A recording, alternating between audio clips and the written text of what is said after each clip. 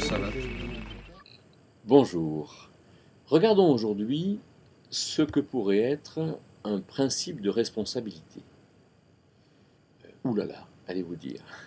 Non, non, c'est quelque chose de simple, mais peut-être auquel on ne pense pas forcément souvent. Savoir qu'est-ce que c'est que la responsabilité et de quoi est-ce que je suis responsable dans ma vie. Il me semble que si on n'en tient pas compte, alors il y a beaucoup de choses qu'on fait et qui ne dépendent pas de notre responsabilité, ce qui fait qu'on n'a pas de prise sur elles. Et ce qui fait qu'on ne peut pas agir dessus, on s'en soucie, on s'en rend malade quelque part, et de ce fait on n'est pas heureux. Alors, peut-être en premier lieu, regardons que notre vie est un des domaines de l'œuvre de Dieu, dans laquelle Dieu est souverain, il fait ce qu'il veut, quand il veut, où il veut, avec qui il veut. Ma santé, ma famille, mon travail, l'Église, mais toute ma vie est un des domaines de l'œuvre de Dieu. Mais Dieu m'appelle à être responsable de certaines choses. Alors, en premier lieu, que veut dire responsable? Ça vient de respondere en latin, qui veut dire répondre. Donc Dieu a un projet pour lui et pour moi qu'il m'appelle à entendre, qu'il m'appelle à écouter et dans lequel il m'appelle à répondre. Répondre, ça veut dire collaborer, ça veut dire être impliqué personnellement dans ce que Dieu m'appelle à faire de personnel, de particulier. Répondre, c'est répondre par exemple dans les opportunités que Dieu met devant moi. C'est répondre parce que je vais rentrer dans un projet de mariage, de travail, d'implication d'église, dans un projet de paternité.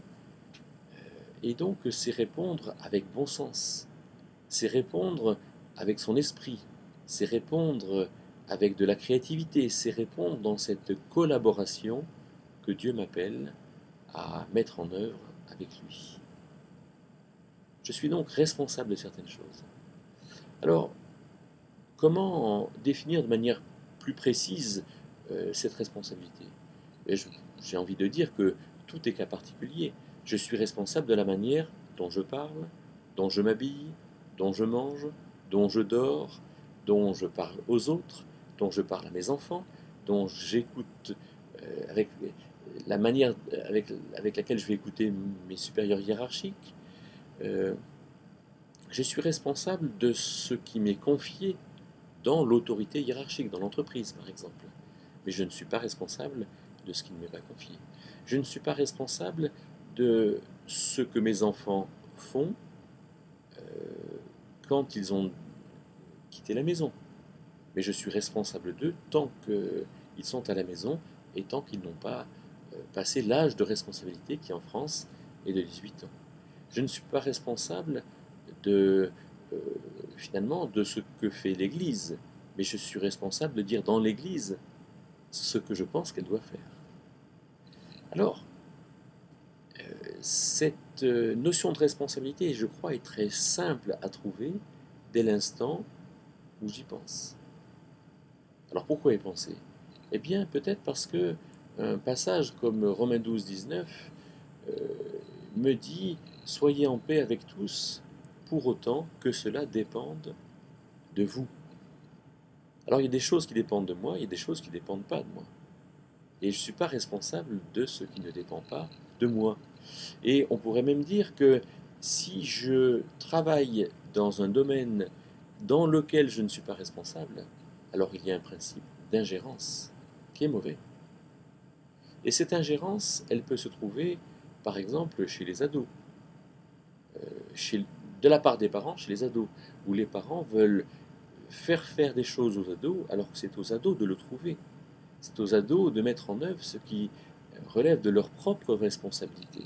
Et si les parents font trop de choses pour les ados, alors les ados n'apprennent pas à devenir responsables.